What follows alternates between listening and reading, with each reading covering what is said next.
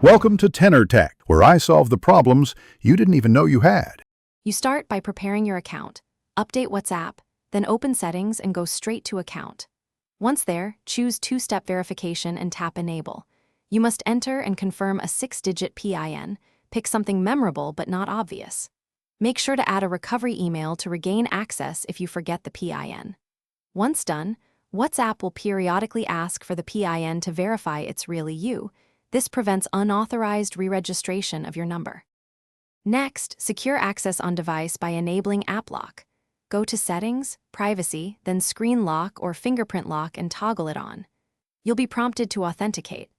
After that, pick an auto-lock timeout that fits your routine, immediately if you want maximum security, or 1 minute for convenience.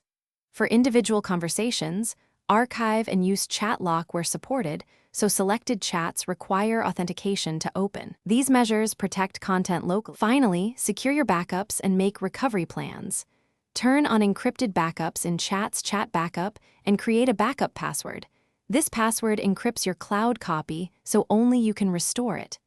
Make sure to store that password in a reliable password manager or a secure physical location.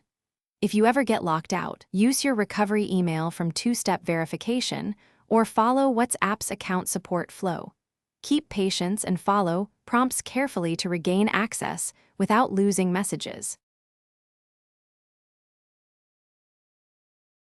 Thanks for watching. Subscribe to keep your life in tune.